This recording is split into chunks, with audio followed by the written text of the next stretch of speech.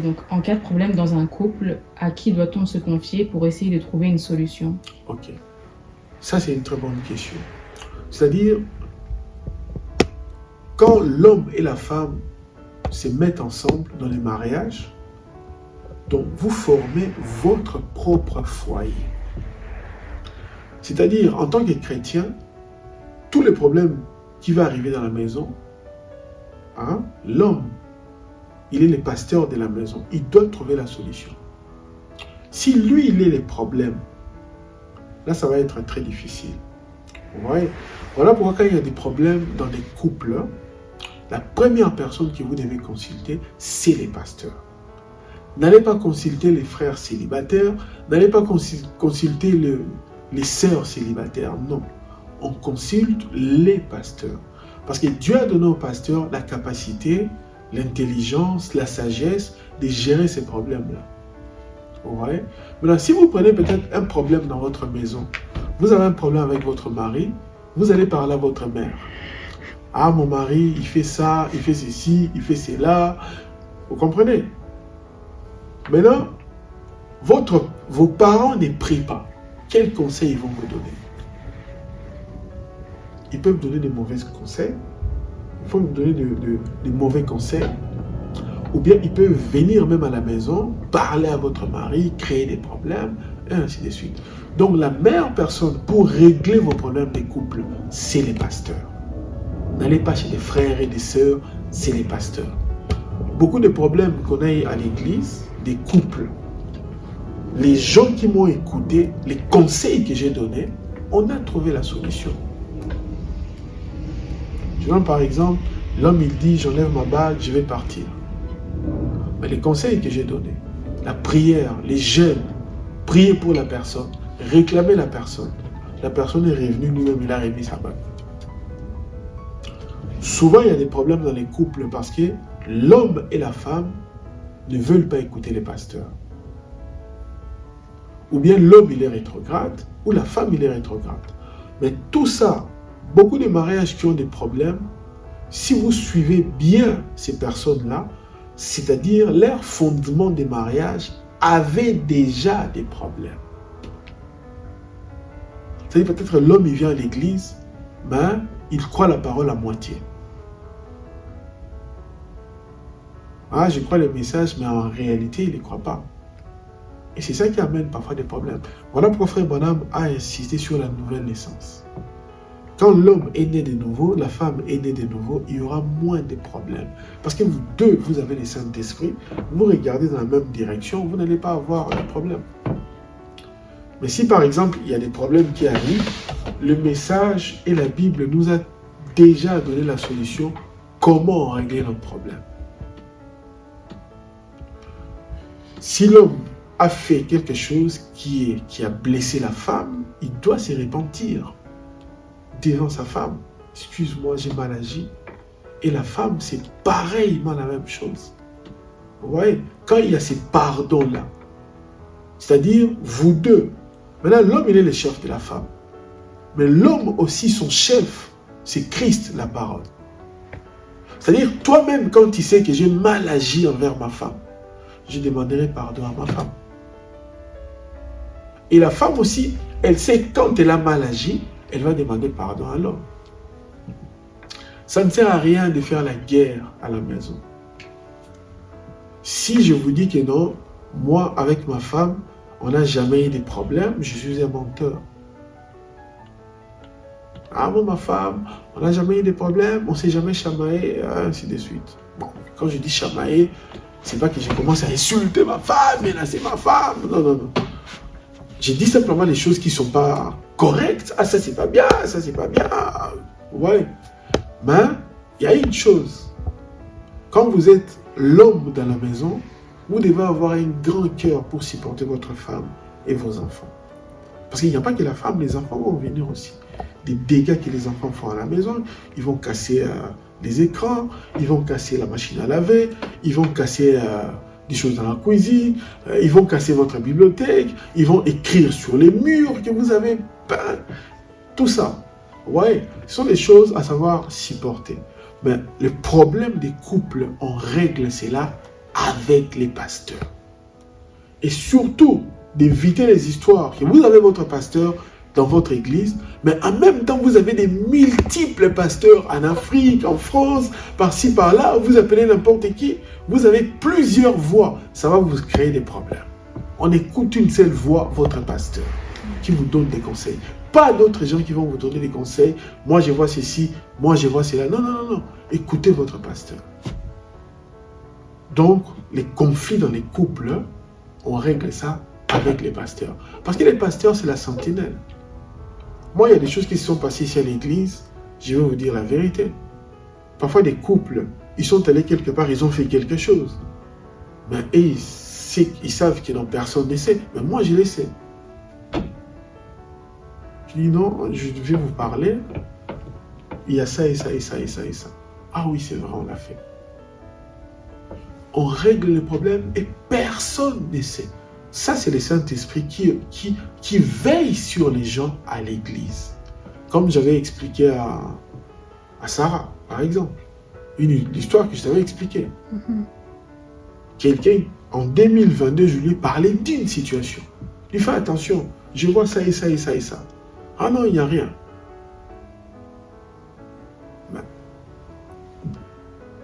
L'année passée déjà, la chose était accomplie. Vous voyez? Ça, c'est le Saint-Esprit qui veille sur l'Église. C'est-à-dire, votre pasteur, il veille sur vos âmes. Il veille sur vous. S'il voit un danger, il va vous parler. Mais les problèmes, beaucoup de gens pensent que non, les pasteurs, ils rigolent, on rigole avec lui. C'est mon ami, attention. Dieu peut lui montrer certaines choses, il vous les dira.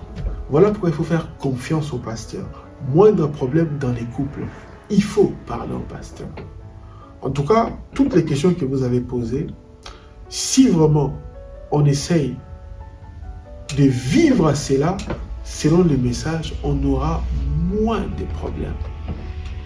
Moins de problèmes.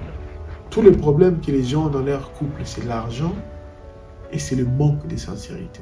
L'argent, manque de sincérité, on fait introduire dans les couples les beaux-pères, les belles-mères, et beaucoup de divorces aussi que j'ai remarqué ces derniers temps, bon, pas simplement dans les messages, mais dans les milieux pentecôtistes ou bien chez les voisins, c'est des problèmes qu'on achète une maison.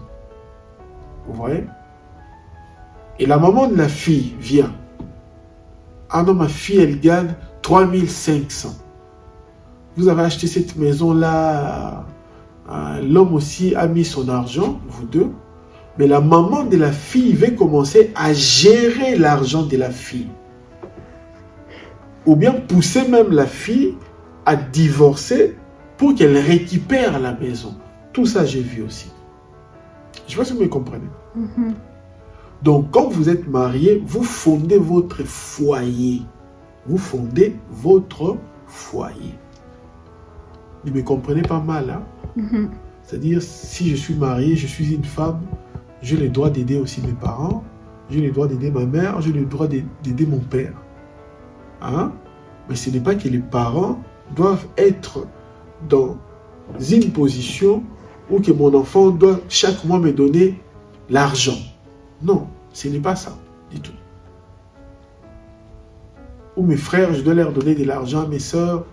Hein? Bon, je sais que nous les Africains, on a beaucoup ces problèmes. Moi-même, avec ma femme, parfois, ma femme me dit, mais dis ce que tu es en train de faire, parfois tu exagères, cousine telle, cousine là-bas, tante là-bas, oncle là-bas. Moi, il m'est arrivé parfois dans un mois, je n'ai plus d'argent parce que tout est parti en Afrique. Quelqu'un est gravement malade, il veut mourir. Là-bas, quelqu'un est mort, il faut acheter les cercueils. C'est très compliqué. Ouais. Et ce n'est pas simplement moi, il y a beaucoup de frères qui sont dans des problèmes. Mais j'ai essayé de réfléchir un peu. J'ai pensé, donc je parlais avec certains frères dans le sens où on doit faire des projets. C'est-à-dire, j'ai ma mère en Afrique. Pourquoi je dois lui envoyer chaque mois 300 €, 400 €, 500 €? Non. Je cherche au moins beaucoup d'argent. Je fais un projet avec elle. Tu commences à vendre peut-être le maïs, à vendre la semoule, avoir un restaurant, avoir une boulangerie. Comme ça, tu fais ces projets-là avec tes parents et toi, tu restes tranquille. Tu n'envoies plus l'argent en Afrique chaque mois, envoyer l'argent chaque mois, envoyer l'argent. Ouais. Donc du coup, au vu de vos années dans le ministère et de vos années d'expérience, quels conseils qui ne sont pas dans les brochures donneriez-vous à des jeunes qui ont le projet de se marier ou qui sont déjà mariés mais depuis pas très longtemps? 5 conseils qui ne sont pas dans les messages. Oui, que vous avez pu apprendre avec l'expérience de la vie. Avec l'expérience de la vie, c'est vrai qu'il y a quelque chose qui ne se trouve pas dans les messages. La meilleure des choses, il faut aller en voyage avec votre femme. C'est-à-dire voyager peut-être avec votre femme. Moi, je voyage pas tout seul. Quand je voyage toujours avec ma femme. C'est-à-dire voyager avec votre femme, faire des activités aussi avec votre femme, peut-être aller au restaurant. Quand on a parfois des congés d'une semaine, on peut aller se promener dans des camps de vacances, par exemple, avec les enfants, faire des activités. Qu'est-ce qu'il y a encore que je peux donner comme conseil? Bon, c'est vrai que c'est pas évident de dire des choses qui ne sont pas... Être là souvent à la maison, ça c'est très important. Parce que quand la femme ne voit pas l'homme tout le temps, c'est très difficile. Les femmes souffrent beaucoup. Les femmes souffrent beaucoup, mais elles ne le disent pas. Il y a aussi la négligence de l'amour. Bon, ça... C'est-à-dire, il faut toujours essayer de séduire la femme. Ça aussi. Lui mettre dans des conditions, qu'elle se mette dans des conditions où cette flamme-là brûle toujours. Parce que si ça commence à s'éteindre, c'est très mauvais. C'est très mauvais. C'est-à-dire au début, tu aimais ta femme, tu courais derrière elle, tout ça. Tu rentres à la maison, tu les prends dans les bras, et puis du jour au lendemain, tu ne les fais plus, tout ça. Donc, ce sont des choses à renouveler toujours. À renouveler toujours. Aussi, moi je dis toujours, aussi lire aussi les expériences des autres. Comme par exemple, les livres que j'avais achetés à la FNAC. Tu connaissais l'auteur aussi. Regarde aussi les autres couples, les problèmes qu'ils sont en train de vivre, leurs difficultés. Pourquoi ils ont des problèmes? Pourquoi ils ont tel problème et tel problème? Et comment on peut trouver la solution? Ouais. Donc, lire beaucoup aussi. Lire par rapport à la psychologie, par exemple. Comment la famille doit... Comment les problèmes des couples d'autres personnes, voir un peu qu'est-ce qu'ils ont eu comme problème, comment ils ont trouvé la solution. C'est toujours très important. Moi, j'essaie toujours de me cultiver, de lire aussi parfois des psychologues qui parlent du mariage, ou bien d'autres prédicateurs aussi qui ont parlé des livres par rapport au mariage. Et j'ai beaucoup apprécié. Écouter aussi les autres, comment ils parlent du mariage par rapport à leur expérience. Et peu importe les livres que je lis, à la fin, je les compare toujours avec la Bible. Si c'est quelque chose qui est en dehors de la Bible ou que les messages condamnent, je mets cela de côté. Comme je dis encore, beaucoup parlez ensemble, dites les choses qu'il y a dans votre cœur. Parce que nous les Africains, on a parfois beaucoup de choses dans les cœurs, on ne dit pas. Peut-être moi je suis avec ma femme, il y a des choses que j'aime bien, je veux, mais je ne vais pas dire à ma femme, c'est des tabous, et ainsi de suite. Parfois ce n'est même pas des tabous, parfois ce n'est même pas grave. Vous comprenez? Mais nous, ça devient tellement grave, et ainsi de suite. Donc, s'il y a des choses dans votre femme que vous n'aimez pas, et que vous pouvez améliorer, vous pouvez lui dire. En tout cas, ça, j'aime pas, ça, j'aime pas. Moi, par exemple, je dis à ma femme certaines choses. Que ça, par exemple, quand un problème arrive, je lui dis, ne parle pas. Moi-même, je vais parler. Vous comprenez? Parce que je connais les zodiaques de ma femme. Je sais comment les femmes dans ces signes du zodiaque se comportent. Vous voyez? Je sais que quand il y a un problème dans un groupe ou dans la famille, tu n'interviens pas, tu ne dois même pas parler. Parce que ma femme, elle est directe. Donc elle dit ce qu'elle pense. Et les hommes, quand ils sont dans des problèmes, dans des erreurs, ils ne veulent pas qu'on puisse leur parler direct de leurs erreurs. Tu vois? Moi, je suis plus diplomate. Donc je sais comment je peux aborder la personne. Je sais comment je vais amener la personne à revenir dans les chemins. Vous comprenez cela? Donc, il faudra aussi lire certains gens qui ont écrit d'autres livres. Essayez aussi de les lire, les gens qui parlent surtout de la psychologie des couples, des thérapies des familles, tout ça. Juste de lire aussi certains bouquins comme ça. Et je compare toujours avec la parole. Et j'ai vu que ça m'a beaucoup aidé. Et ça vous a aussi beaucoup aidé. Parfois, je donne des exemples que j'ai pris aussi ailleurs, que je donne, et j'ai vu que ça vous a beaucoup aidé aussi. Quand je parlais parfois, je parlais de la pensée, par exemple, du subconscient. J'ai vu que ça vous a beaucoup aidé. Ça, tu me l'avais dit toi-même. La période où je prêchais sur le... Je ne l'avais pas donné les titres de la subconscience, mais j'insistais sur ça. Tu m'avais dit que ça t'avait beaucoup aidé. Je ne sais pas si tu te rappelles encore. Tu ne te rappelles plus? C'était quelqu'un d'autre, je ne sais pas. Pardon? C'était quelqu'un d'autre, je ne sais pas. Non, c'est toi. Je sais que c'est toi. J'ai parlé un peu de la pensée, c'est-à-dire ce que nous confessons, c'est ce qui va arriver. C'est de garder la pensée positive, de garder la pensée correcte, l'attitude mentale correcte qui amène les résultats. J'avais vraiment insisté sur cela. Que chaque pensée qui nous vient, qui est contraire à la parole, c'est le diable. Et j'avais remarqué que ça avait beaucoup aidé. Beaucoup de gens étaient contents. Donc, voilà.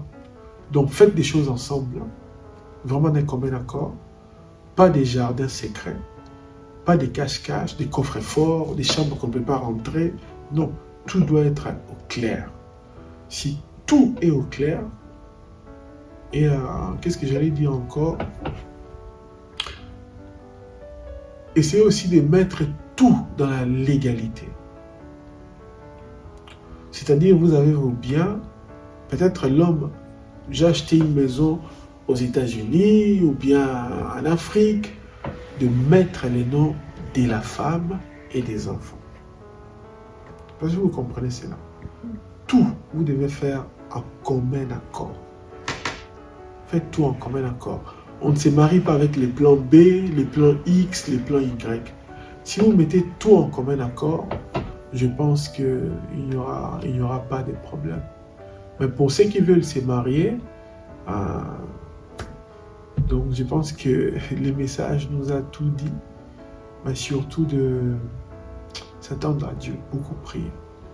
Ça, j'insisterai toujours sur ça, de beaucoup prier. Parce que si vous priez beaucoup, Dieu vous montrera beaucoup de choses.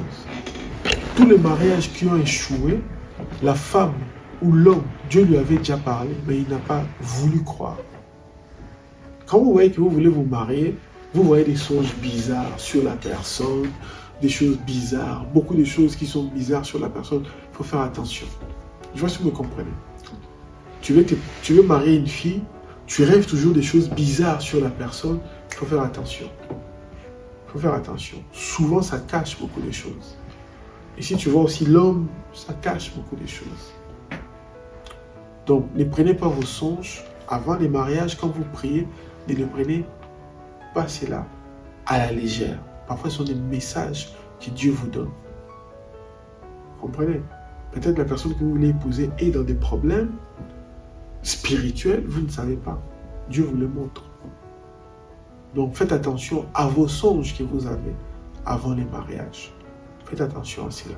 Je veux me marier avec une telle sœur, je veux me marier avec un tel frère.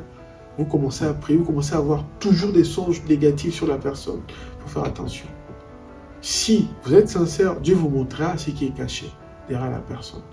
Parce que si vous épousez quelqu'un qui a des problèmes spirituels, c'est votre fardeau que vous porterez toute votre vie. Voilà pourquoi Frère Branham me dit, elle doit être née de nouveau. Pas simplement la femme, mais l'homme aussi doit être né de nouveau. Voilà, avant de se marier, ils font des tests et tout. Des tests pour déterminer s'ils sont AA, AS et tout, SS. et qui, par exemple, il y a la possibilité d'avoir des enfants drépanocytaires. Et du coup, qu'est-ce que vous pourrez les conseiller? Ça, c'est... ou... Non, ça c'est la parole. Ouais. Frère Branham, aux États-Unis, il faut faire les tests. Moi, chaque personne qui veut se marier à l'église ici, je lui demande de faire les tests. Parce que j'ai eu de brebis où la femme avait les HIV, les sida, et l'homme ne l'avait pas. Donc voilà, moi je demande aux gens de faire les tests. Je demande toujours. Parce que moi-même, je lis beaucoup de livres de médecine. J'avais demandé à un bien-aimé, va chez un médecin, va faire tel test pour voir si tu n'as pas un problème. Il est allé là-bas, le médecin lui a dit oui, je ne sais pas qu'est-ce qui se passe, mais dans ton cerveau, je vois des taches, des taches, des taches, des taches, des taches. Je savais qu'il y avait quelque chose. Vous comprenez? Mais je dis à la personne, c'est pas grave, on priera. Peu importe ce que le médecin a dit, nous, on regarde à Dieu. Vous comprenez? Mais si tu suis cela, tu vas voir que peut-être la personne, quand il était enfant, il avait des problèmes de santé en Afrique, on n'a pas bien soigné, ça a amené des séquelles. C'est souvent ça. Mais il faut faire des tests, des HIV, de faire des tests. Moi, ce que je demande, maladie sexuellement transmissible, tout, il faut le faire. Et puis le test de la drépanocytose, pour ne pas avoir des enfants qui ont SS, des problèmes, des globules rouges qui ont la forme des S, où il y a des problèmes graves. Il faut faire tous ces tests-là. Maintenant, si vous faites les tests et que la femme dit « Ah non frère, dis-moi, même mon mari est AS, moi je suis AS, nous on va se marier. » Je ne vais pas vous l'interdire. Je vais vous laisser vous marier. Mais vous allez assumer les problèmes vous-même. C'est-à-dire, chaque fois que la femme est enceinte, on doit mettre une sonde dans les ventres, prendre les liquides amniotiques pour tester, pour voir si la femme, si l'enfant qui est dans les ventres ne sera pas SS. Voilà, si on vous dit que non, c'est SS, tu dois enlever. Et c'est ça qui est grave. Mais si on vous dit ça va, on laisse. Et du coup, pour ces tests, vous, c'est à quel moment que vous conseillerez de le faire? Parce que bon, quand les gens sont déjà engagés, c'est déjà un peu tard. C'est ça qui est difficile. C'est ça qui est difficile. Moi, je vais vous dire la vérité. Beaucoup de gens, ils se sont aimés, ils n'ont pas su. C'est après les mariages qu'ils ont compris qu'ils étaient comme ça. D'autres sont nés, beaucoup à l'église, je vois qu'ils sont SS. Parfois, ils ne savent même pas qu'ils sont SS. S'ils sont bien physiquement, ils ne savent pas. Si vous rencontrez une femme qui est SS, vous avez les risques d'avoir... Donc, si vous avez rencontré une femme qui est AS, vous avez les risques de faire des SS. Et ça va créer des problèmes. Donc, moi, je demande toujours de faire les tests. Ce sont des tests que vous pouvez... Bon, les tests de drépanocytose, vous pouvez les faire comme vous voulez. Hein. Mais par rapport aux femmes et aux hommes, il faut les tests maladies sexuellement transmissibles.